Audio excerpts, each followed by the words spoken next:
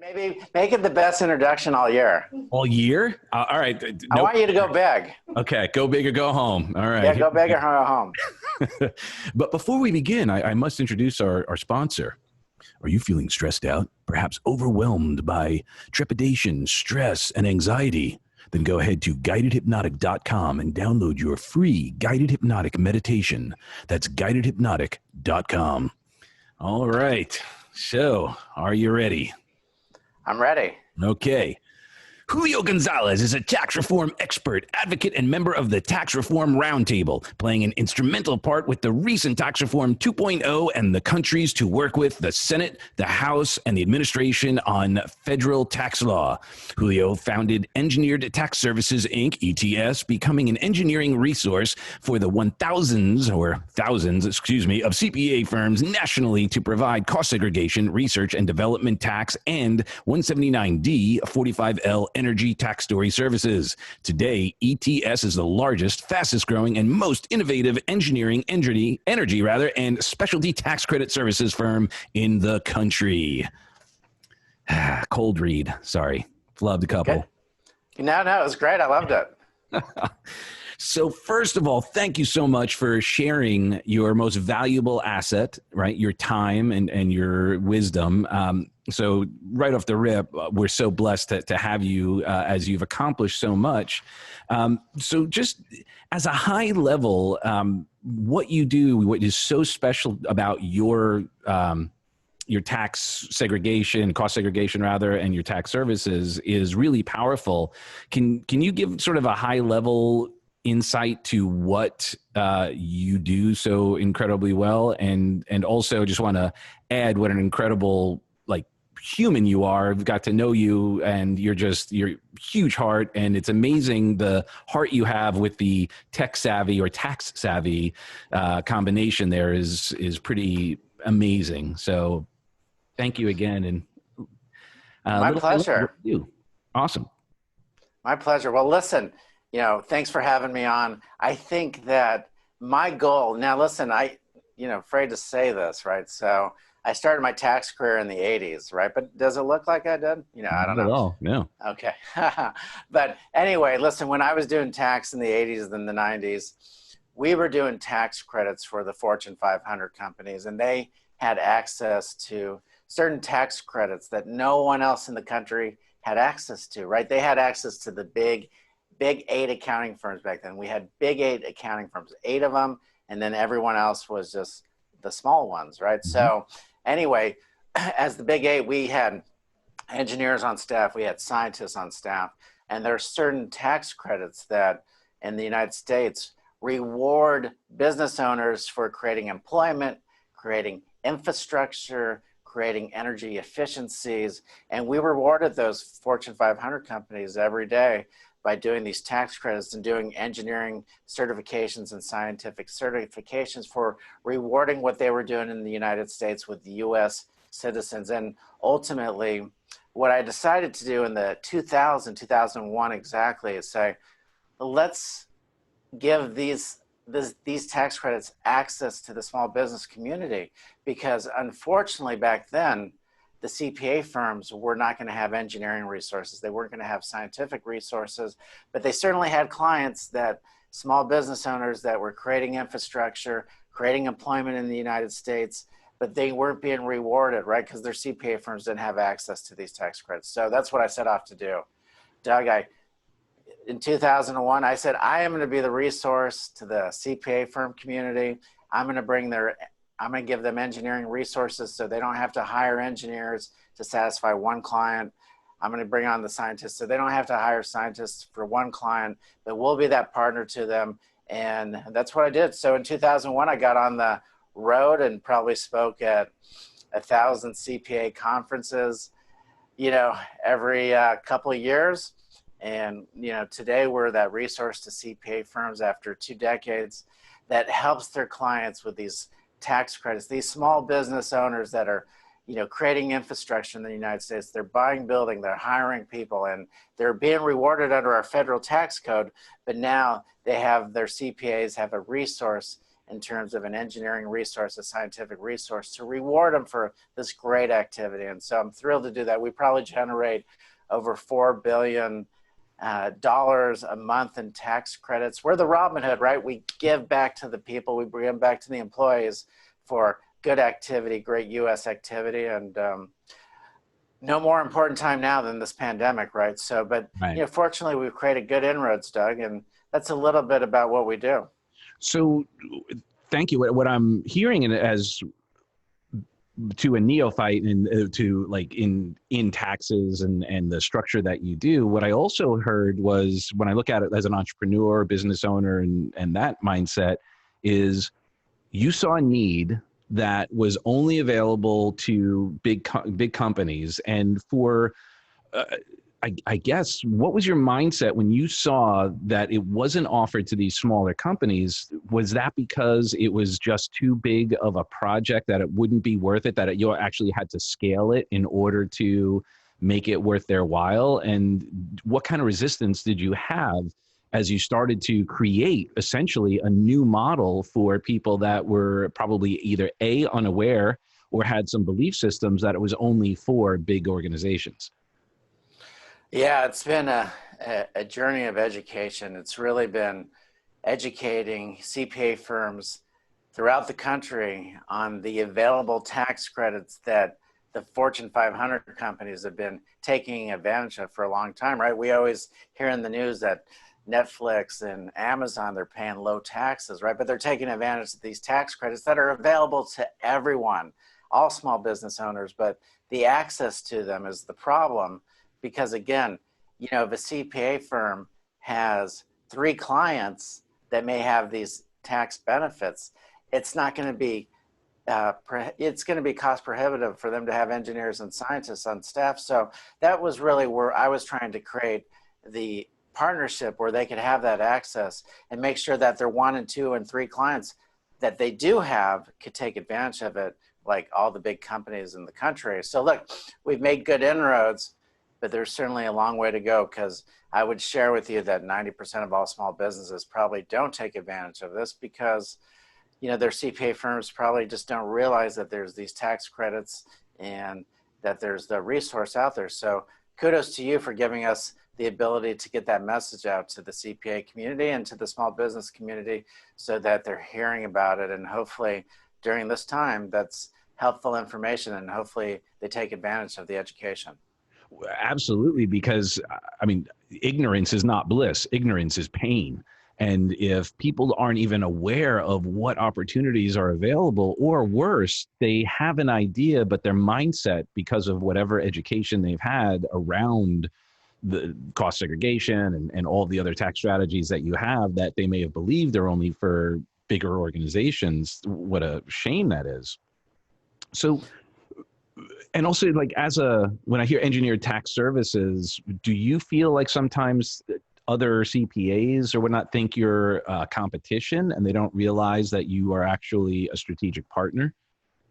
Well, yeah, I think so. Anytime you're talking to their client about, you know, tax credits and tax benefits, the initial reaction is 2 things from the CPA community. 1, you know, is this a competitor? 2, you know, did I screw up and not tell our client something, and did I miss something there?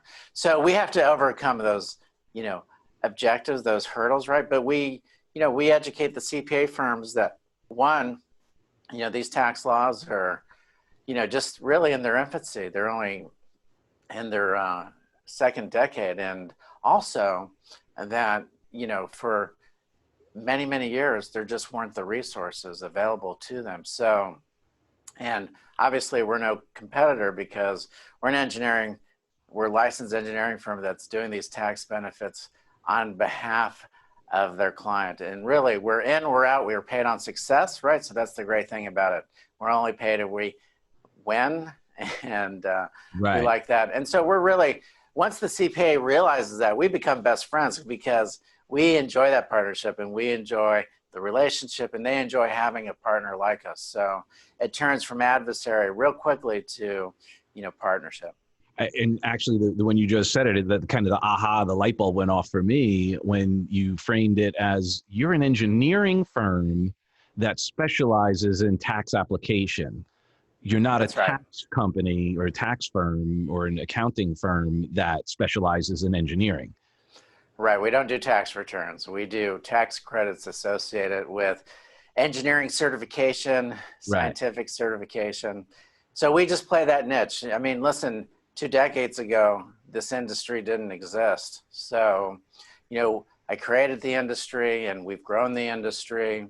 And it's nice to see it grow and it's nice to see it evolve. And now there's other firms in the industry as well. So it's great that we're seeing more and more people get into the business. It's one of those things where you got to know engineering, you got to know science, you got to know medicine, you got to know technology, and ultimately you have to know tax. So, it's one of those. And the hardest thing, Doug, is you can go to college for any one of those areas, but you can't go to college for all of those areas, and that's what makes it so difficult, because really you have to be a licensed engineer, you have to have strong background in tax, and that has to all come together.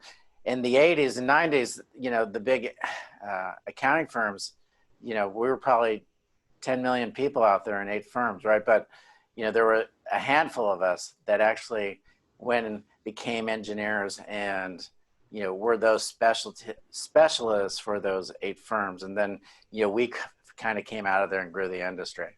So what was it like when you were at a big firm and then you started your own? What was that like? Like, tell us about your, like, one of your first clients, or that leap into the unknown, because you had a certain amount of security working with the Fortune 500s and so forth, and to start, paving a way and just being a maverick in a new world is tremendous. What was that like for you, and what were some of the challenges that you had to overcome then, and how did they serve those, over those triumphs, how do they serve you now? Well, you're an entrepreneur as well, and I think that you never forget your first client. Right. And that's a very special moment, because when you take that leap, right? And so I took that leap and I had saved $10,000, and I figured that, look, back then, 2001, right, $10,000 went a long way. So I figured I had about a 4-month runway, right? I could afford my rent, gas, the car, the insurance, some food, right? And so the goal was, okay, we're going to go down this path. I got to find a client in 4 months. And so look, you're just hoping, you're going out, you're traveling, you're educating, and you're hoping that that client comes. And then, it's always, you're at the end of the runway and you're like, oh, what do I do? Go back into accounting. I have that, so I can do that. But you just try to hold out. So you get pretty desperate.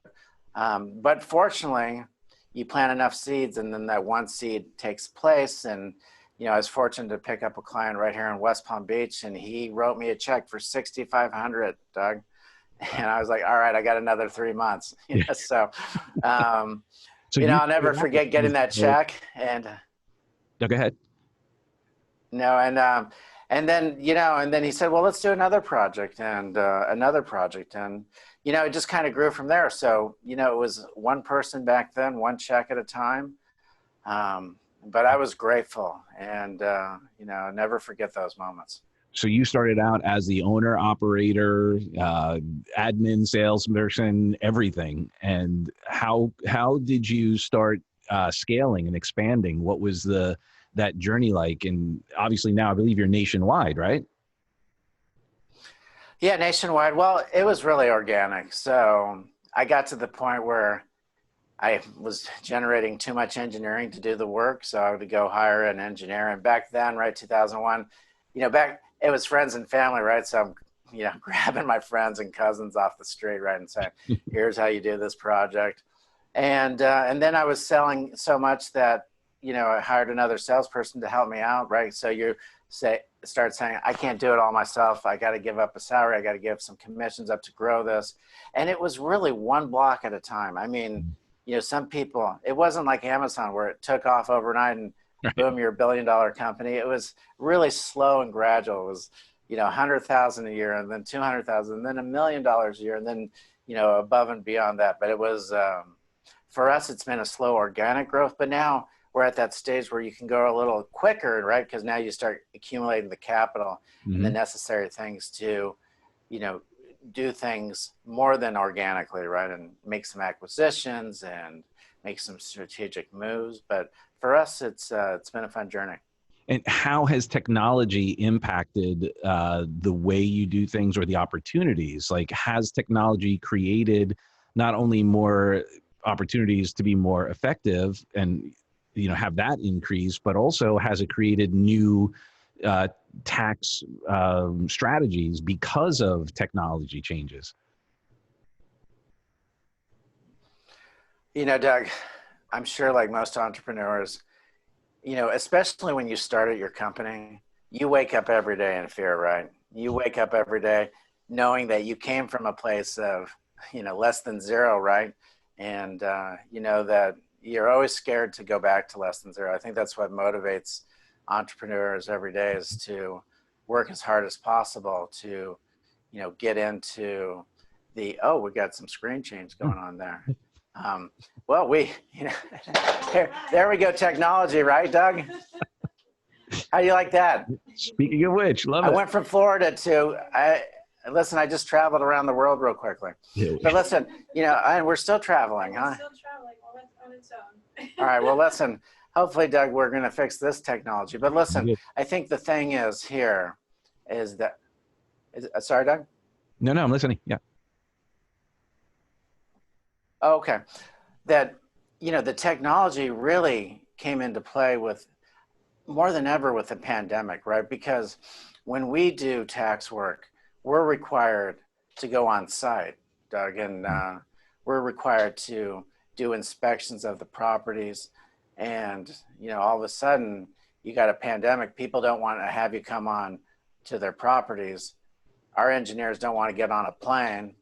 And so we're like, oh my goodness. I mean, like, you know, here we are in March thinking, what do we do? Because we've got thousands of properties to go see. We've got thousands of companies to go visit. And now, how do we solve this? And so, you know, we went and kind of trademarked teleengineering.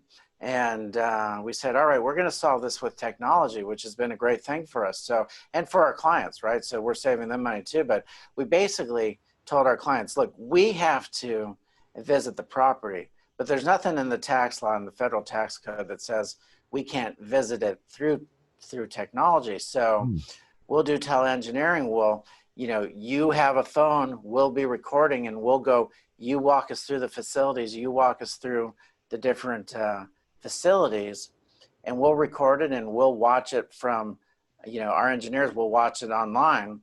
And that way we don't have to come to your building, and we don't have to worry about getting our engineers sick. And ultimately it's going to save your money. And we worked hard with Treasury to make sure that that was going to pass, you know, the IRS inspection, and certainly they were good with it. And so, you know, there's technology, like, you know, and maybe we should have done that a long time ago, Doug. I mean, you know, this whole pandemic has forced us to a new norm, but I think that new norm has been really good. And so, you know, proud of that. I mean, but listen, you know, I never stopped waking up, Doug, and thinking that, could I be tomorrow's taxi cab driver? Could I be tomorrow's Blockbuster? You know, could I be tomorrow's Sears? Could I be tomorrow's Polaroid, right? So I think about that all the time. And so we have to evolve, and we have to continue to employ artificial intelligence. So now we're investing significantly in artificial intelligence so that we can do things quicker, more, you know, lean, less expensive for our clients. Because, you know, when I started the industry really in 2001, well, now we got a lot of people in the industry, which is a great thing. But as it matures, you know, the prices come down, right? Because you have more people out there providing the service. So you have to use technology. You have to use artificial intelligence to, you know, get your margins back in place, right? And do things better. And you have to have technology to survive these pandemics. And, you know, look, I have 18 people that all they did is go to CPA conventions all day long. So we then had to start using technology to start being in front of our clients and going to online conferences, right? So technology is so critical, and we think about it every day. We have a technology committee, and we talk monthly about, the frontier and what that looks like for us and how we should be adjusting. Love it. One thing that I really do like appreciate about you is that humility and that groundedness about like, I could wake up tomorrow and it could be all gone. I got to stay ahead. And that you basically, you are the classic hero's journey. You started with basically nothing and created such incredible opportunities, and the people you employ and the companies that you help is tremendous. And you're doing it by staying as on the current edge, or, ahead of the edge on all areas. Like you have that high beam look, and you're willing to keep that going. Like, okay, what's next? How can we, circumvent whatever new challenges? And you were in many ways already prepared for the pandemic in some sense, that you had already learned how to have remote working. Your teams were remotely, and now you're able to use technology even more to enhance it. And I just want to touch on one thing as well that I really admire about you is how much you value your human capital, like your staff, and how great you honor them and treat them. And really, it was so refreshing when we first met to hear what your belief was around them, and how much you cared for them and wanted to be sure that they were that they knew how valuable they were. Could you share a little bit about your mindset around your team and your business, and how you support them? Well, Doug, coming from a big corporation background where you're competing against thousands of peers every year, and it's really an up or out program. And so, it's a culture where it's, every day you're just on edge. You just don't know what tomorrow brings. You don't know if, when you're competing with 1,000 people. I mean, certainly it wasn't a culture of appreciation. It was a culture of, outwork and out hustle your peers. And so, that was, it was, I was young, so, I enjoyed it because I was, working harder than my peers. But at the same time, you just always felt the stress of making sure that you beat the partner in, Right. making sure that you stayed later than them. I mean, it was that real, and it was that real every day, and making sure that you showed up on Saturday and maybe 4 hours on Sunday, just so you were seen in the office and, Wow. outbilling everyone. And so, you come from that environment and you're like, I just don't want to go through that. I don't want to have an environment like that. I didn't enjoy it. I was able to succeed in it, but, that's just not a fun life for people. And so I think you kind of start with what you didn't like, and then realize that, the team is so vital, right? And when you're not happy at work, it's my bet that your clients aren't going to be happy, right? If your employees aren't happy, your clients aren't going to be happy. And that's a lesson you got to learn, right? Yeah. And I think what's great about what you're doing, Doug, is, giving us entrepreneurs kind of a group that we can kind of share ideas and learn from each other. Because when you're out there on your own as an owner, you don't have that group, right? You don't have that peer group. So it's nice that you give us that forum and that platform so we can learn from each other. I appreciate that, and we're going to expand on that. I think oftentimes there's a mindset. I think you're unique as well. Is that I think you genuinely do see opportunities, and you see collaborators, not competitors, and find ways to be sure that everyone is getting the best, the best end of the deal, as it were, that everyone's winning. Was that kind of the motivation why you started your firm in the first place? Like, were you just unhappy in the corporate world and said, I could make something that's going to be more ecological, more successful, and better for everyone all around? What happened was, the impetus for this was that I had a death in the family.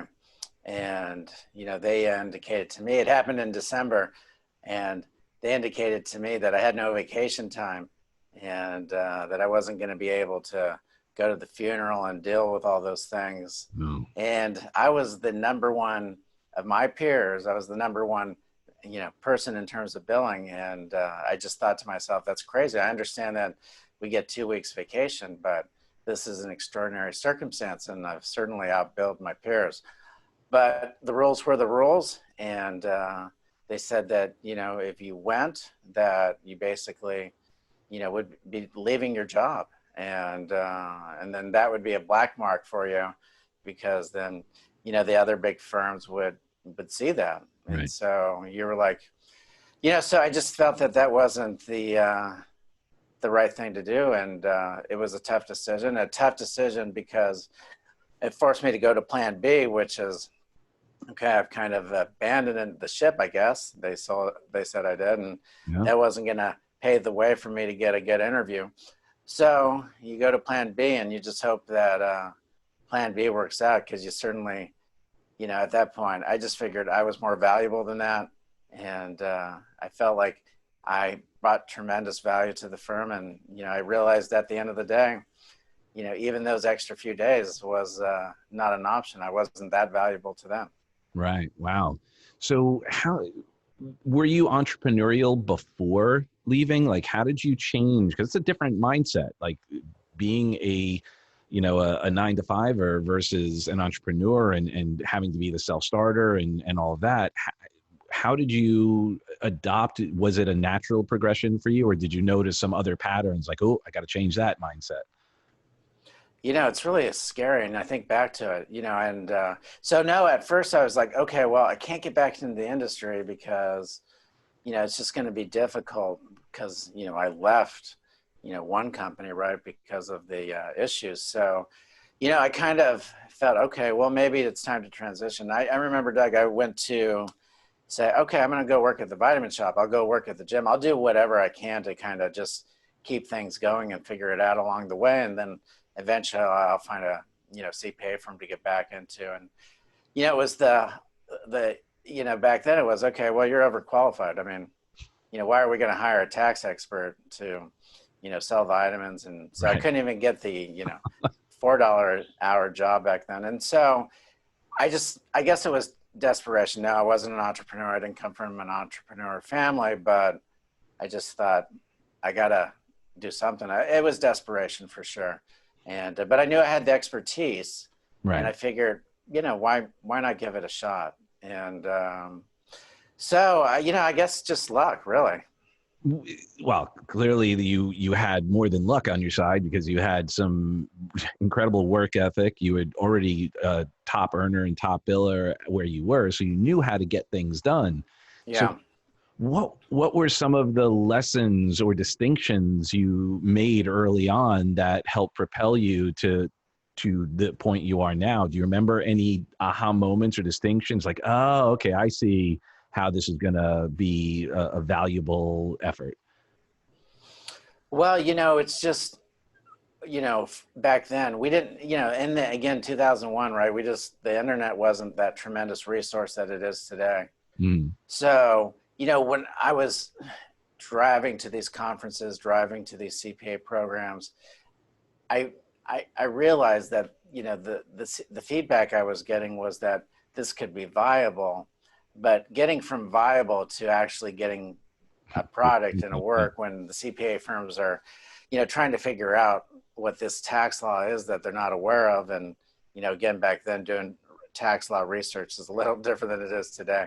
So, but the aha moments were, you know, just having those conversations with people and realizing that there's something here if I stay at it and work hard at it.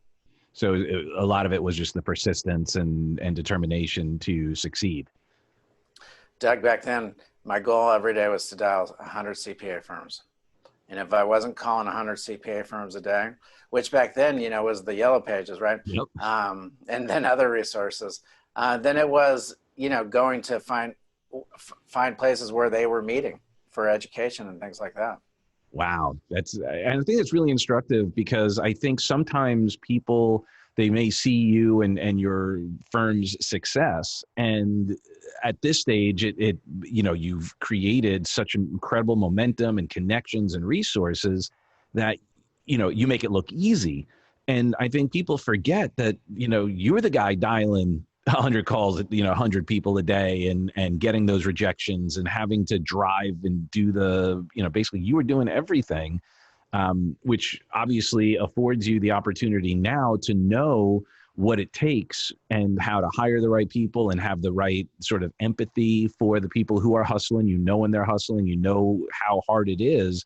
So you're able to reward them appropriately, which is, tremendous, but you also know how to keep them, on the right mindset. I've done everything in this company, right? I've done the engineering work, I've done the R&D work, I've done the cost segregation work, I've sold it, right? I've done the marketing.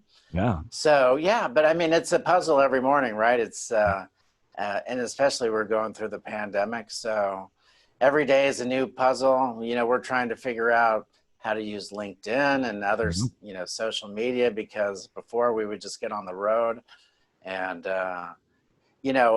again, like you said, everyone had to move home and work from home, and we had to pivot to doing that real quickly, right? Yeah. And, and what's next, Doug? I mean, I don't know what the next thing is. I always thought to myself when we had 9/11 that, those are the kind of things that could hurt small business. Right. Those are the kind of things that can bring down our economy. And if those things don't happen, we'll have a good decade, and, we'll continue to grow. And then boom, the pandemic hits. And then, and then it persists, right? We're thinking maybe this will be over in a month. Maybe it'll be over in 3 months, right? And maybe we'll be behind this, but it's still here. Yeah. And we're still pivoting, and we're seeing things come back to normal, but certainly people aren't traveling. We're not going to Vegas conferences. We're not going to conferences across the country. We're still doing a lot of tele-engineering as well. So then, we have to figure out every day, Doug, all right, if our market share isn't going to come from our traditional resources, how do we do that? And now people are going to get Zoom fatigue, right?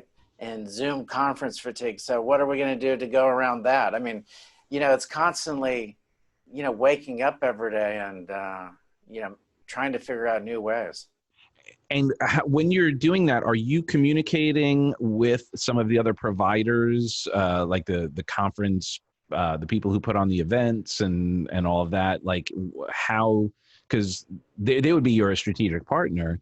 What have you noticed what they're saying as far as doing events? Are they looking at maybe doing smaller events regionally, or like what is the area of opportunity do you see for that? Because the marketing is everything. And if that was a strategy, I mean, there's businesses revolving around that strategy as well. So they are looking for new ways.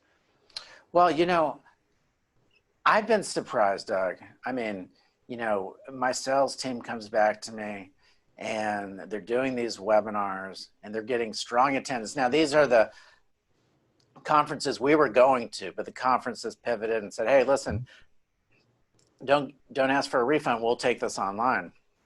And I was thinking to myself, how well would that work? And how long well will that work? Right. But my sales team has been having so much success, more success than even when they were live, going there. Great. And they're not seeing the drop off. They're not seeing the fatigue. They're having tremendous success. And I'm so thankful. I'm so surprised. I don't know how long that'll last. I don't know how long the new norm would last. And, and then you're worried, Doug, is every business going to, close and need tax credits, right? Because for us to, continue to grow, we got to make sure the small businesses are staying alive. And we see that, right? We see 40 million people unemployed. We see, 30% of small businesses filing for bankruptcy. So, but fortunately we're seeing that tide change a little bit. And, so that's a good thing too. Well, and so let's, kind of take that to that next conversation. How did you take what you're doing to then be so aligned with the government, and help with the tax reform and all of those situations? And then obviously we'll, talk about the HEROES Act and all of that you're working on. But I mean, how did you make that transition? That's huge. Well, when you're in business, this, Doug, right? The government's your partner, right? And because we pay taxes to them. And so you want that partnership to be a good one. And, fortunate to have some expertise in tax and have the people in DC acknowledge that and asked me to help out on, tax reform and tax law. And so, I've been spending a lot of time, not so much lately, but a lot of my time in DC, but now, over the phone and, through technology, but working with Congress, working with administration, working with Treasury on tax law to help the country. We thought it was important, Doug, that, the tax rate for small businesses in 2000, well, for the decades leading up to 2017 was 35%. And in tax reform, we dropped it to 21%. Now, I know a lot of people, 50% of the people in the world are going to like it and 50% of the people are not going to like it. But, paying it didn't like it, and the ones who were paying it did. Yeah, right. But here's what I tell everyone, and I think this is a simple explanation. When you're in business, all right, Doug, and say your tax rate as a business owner goes from 35% to 21%, and now on that $1 million, you kept an additional $140,000 in profit. It stayed in your pocket because the tax rates were 14% lower. So, half the people are going to say, wow, that Doug just benefited from that, not the country, right? And but that's not the case, because really what happens, and this is why our economy was doing so well, Doug, is that you take that $140,000 and it doesn't go under your mattress, right? It doesn't go under your pillow, right?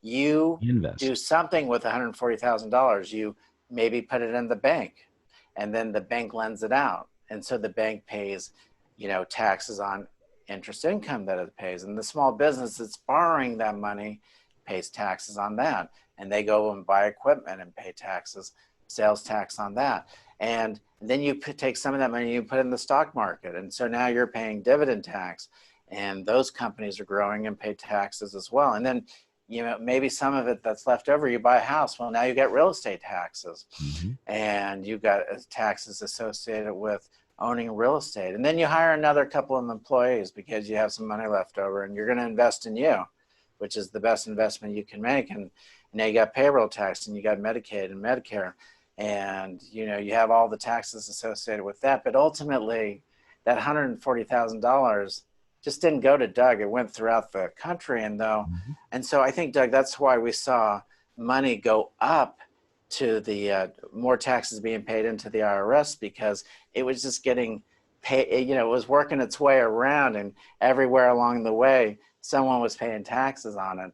But the GDP was growing, employment was at its all-time low. And I think that, so again, I think tax policy is important. And so I'm glad to be part of that and make sure that we're doing things that help the small businesses, help the individuals. Now, not everyone's going to agree, but I'm a math guy, Doug, so the numbers don't talk for themselves, right? Well, and especially since we saw the results. I mean, everyone experienced it, so it's not even like theory. It's not a hypothesis. It was initiated, and the outcomes happened. So what do you see happening now?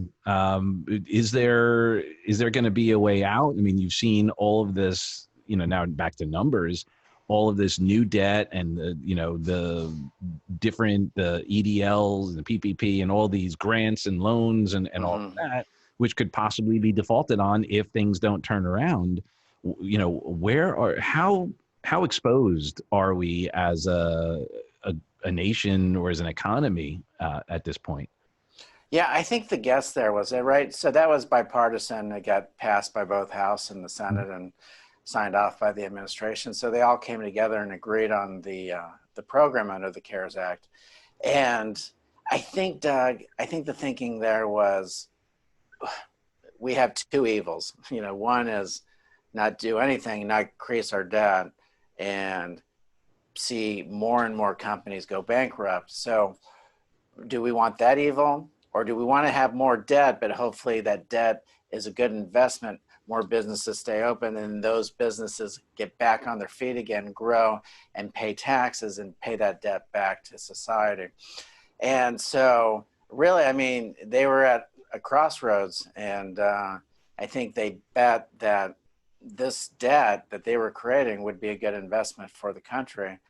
And I think you see in the employment numbers, although we continue to see unemployment filing, that employment's going up And so I think they feel that that investment, although it was a lot of debt, was probably the best of the two evils. Right. You know, and I don't disagree. I'm like you. I think, we're all sort of uh, curious about, how long is this going to last? When can we start, and when we say normal, not even talking about the masks or all those other issues, but actually people working full-time, businesses, kind of coming back and not, going under, because it's not sustainable if we keep this going for, it's amazing that it's July right now, and it's been going on since March. I know. Listen, I think we're all happy about the news today that we finally got some of these trial drugs into phase 3. Mhm. Phase 1, phase 2, those are where it's really experimental. But once you get into phase 3, that means you're winning, you're getting good results, and then you're kind of getting to finally more human applications. And so I think the world responded well to that this morning. And so listen, I know that we're just going to figure out a way, like we did with 9/11, like we did Yeah. with the Great Depression. We're going to figure this out. Smallpox, right? We had that, and that was just as bad back in the day. So, look, I appreciate what you're doing, Doug, and I appreciate you having me on and getting the education out there. I think it's vital. Absolutely. Thank you. So share about the Heroes Act and what opportunities are there that you had started to mention earlier. Well, again, the HEROES Act is basically the next step to the CARES Act, which the CARES Act was betting that the virus, the pandemic, would subside by midsummer, right? And clearly that didn't happen. So the HEROES Act is phase 2 that really says, yeah, we got to get through a few more months until we get this cured. And so now it's a bipartisan bill that's going to have to get passed. And, it comes down to, what is going to be in that bill. I think it's going to focus on tax credits that get people back to work. I think it's going to focus on tax credits that reward people to start traveling again. You're Mhm. talking about an $8,000 family tax credit that, is used to travel and spend money on hotels and restaurants, Mm. outside of 100 miles of where you live. So, look, I think those are the kind of things that you're going to see, things that they think that will be good investments to spur activity in the industries like the airlines, the hotel industry, the restaurant industries that have been so heavily hit, give some protection to real estate owners that aren't getting payments, rents aren't getting paid, and do some programs there. So I think it's going to focus on the hardest hit areas. It's going to focus on maybe one more stimulus check to the people. And I think the hope is by the time that investment is in place that we're getting close to the end of this. Right. I do hope so. Uh, Touching back a little bit to what you had shared as far as the Oh, travel and conferences. Our friend Scott Klosowski he was on the show yesterday or the day before, and as a speaker, we're all speakers here. One of the things that we do love to do, though, like the virtual stuff is fine and great, and we could touch people, but really there is that necessity of the travel, there is the belly to belly meeting, talking, having a dinner, just kind of connecting on a more human level and a more intimate level that is sorely missed in many respects. And I think that's great that part of that will be, because I think there's still a desire and a need for travel, for conferences live, and while we're going to hybrid and we're going to include technology, um, I'm eager to get back out on the road speaking again and being in front of people, because it's really powerful. So that's encouraging to hear that even that's a thought for even families to get out and travel and so forth, and inspire that. we need that human connection. And Yeah. so, Doug, I appreciate getting ready to go on Oh, right. Yes, of a, course. a call with the DC people, but thank Beautiful. you for having me on. It's Thank been a real you. honor. How can anyone, if they want to get in touch with Engineered Tax Services, just is it engineeredtaxservices.com? Yeah, that's it. And you can find me on LinkedIn as well, Julio Gonzalez, and on Twitter at taxreformexpert.com. Awesome. Well, thank you so much for Thank you, sharing Doug. your wisdom. I love you guys for who you are and who you aren't, and we will see you guys very soon. All right. My pleasure. Thank you. Thank you. Bye.